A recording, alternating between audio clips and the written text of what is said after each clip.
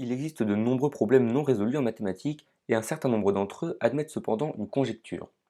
C'est-à-dire que l'on pense connaître le résultat que l'on peut avoir vérifié pour un très grand nombre de valeurs, sans pour autant connaître de démonstration permettant de l'affirmer de façon certaine, la plus connue étant sans doute l'hypothèse de Riemann, un des 7 problèmes du millénaire. Nous allons donc voir une de ces conjectures dont la preuve avance petit à petit au fil du temps et qui réunit les travaux de nombreux grands mathématiciens, la conjecture de Hadamard. C'est très impressionnant. Non, non, non, non, non, je suis complètement sérieuse là. Vous avez un, deux.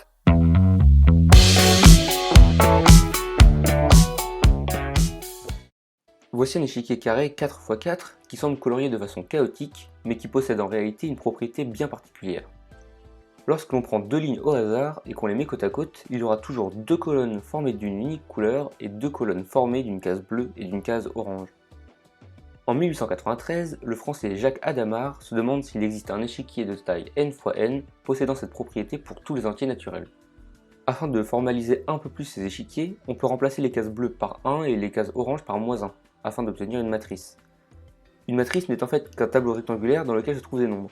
Si on reprend notre échiquier 4x4, sa matrice associée serait celle-là.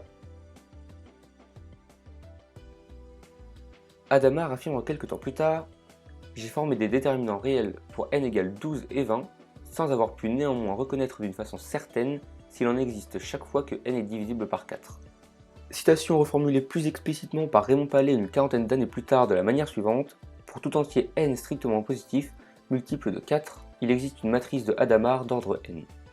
Cette citation devient ainsi connue sous le nom de conjecture de Hadamard, conjecture qui n'a toujours pas été démontrée de nos jours. Il existe cependant deux chiffres admettant une matrice de Hadamard sans pour autant être multiple de 4, qui sont le 1 et le 2. Par la suite, tout nombre n admettant une matrice de taille n fois n et possédant la propriété voulue sera appelé nombre de Hadamard. Hadamard a cependant réussi à établir un résultat très intéressant qui se trouve être une condition nécessaire mais non suffisante sur les nombres de Hadamard. Les nombres de Hadamard sont forcément multiples de 4, c'est nécessaire, à l'exception de 1 et 2 bien sûr, mais les multiples de 4 ne sont pas forcément des nombres de Hadamard, ce n'est pas suffisant. Les recherches sur cette conjecture sont très intéressantes car elles mêlent un nombre incroyable de techniques et de domaines mathématiques différents pour résoudre une unique question, et nous allons voir quelques résultats intéressants sur cette conjecture dont les recherches avancent lentement au fil du temps. En 1867, ce problème est déjà connu avant que Hadamard ne s'y attelle puisque les matrices de Hadamard ont été introduites plus de 25 ans avant par le mathématicien anglais James Joseph Sylvester, qu'ils avaient alors nommé échiquier analagmatique. Sylvester démontre que toutes les puissances de 2 sont des nombres de Hadamard. Il ne l'a évidemment pas formulé comme ça, mais c'est l'idée. Pour ce faire, il utilise un raisonnement mathématique que j'affectionne tout particulièrement puisqu'il fait une preuve par construction. C'est-à-dire que sa preuve ne donne pas directement, instantanément le résultat, mais il donne en fait ce qui s'apparente à une recette, une méthode, afin de créer au cas par cas le résultat voulu. Ici, la méthode consiste à construire la matrice voulue grâce à la précédente en utilisant ce schéma. Imaginons que l'on prenne un entier n au hasard et que l'on veuille construire la matrice de Hadamard de taille 2 puissance n.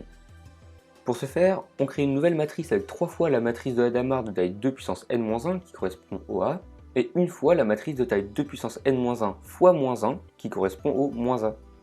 C'est-à-dire que tous les carrés orange deviennent des carrés bleus et inversement. Pour bien comprendre, construisons les premières puissances de 2 avec ce raisonnement. On commence par 2 puissance 1, puis 2 puissance 2 en utilisant la précédente, puis 2 puissance 3 et ainsi de suite.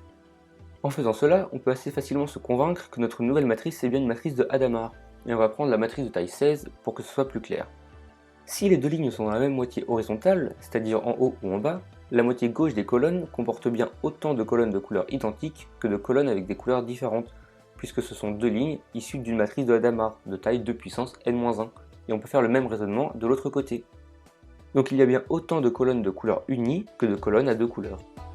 Si chaque ligne se trouve dans une boîtier différente, alors chaque colonne d'une unique couleur à gauche devient une colonne à deux couleurs à droite, et chaque colonne à deux couleurs à gauche devient une colonne à une couleur à droite, donc on en a bien autant de chaque. En 1883, Hadamard s'attaque donc au problème et remarque que les puissances de 2 ne sont pas les seuls nombres d'Hadamard. Il arrive en effet, grâce au concept de permutation cyclique, à créer un échiquier comme voulu de taille 12 x 12 et 20 x 20.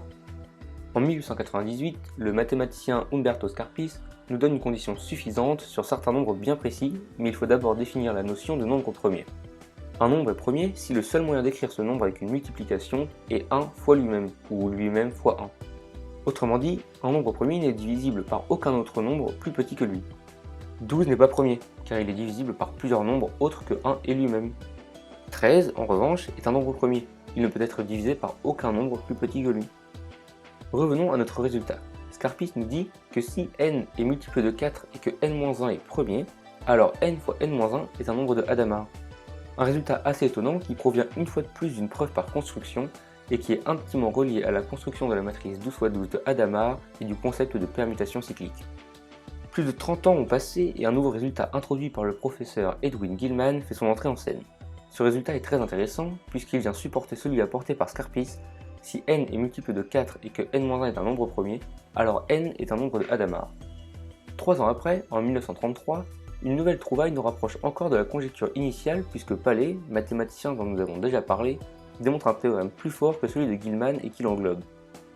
Si n est multiple de 4, il suffit que n-1 ou n divisé par 2 moins 1 soit une puissance d'un nombre premier pour que n soit un nombre de Hadamard. Voyons ce que cela signifie.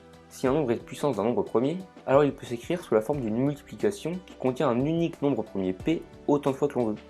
125 est un tel nombre puisque c'est 5 fois 5 fois 5 et que 5 est un nombre premier. Par exemple, 20 est concerné par ce théorème.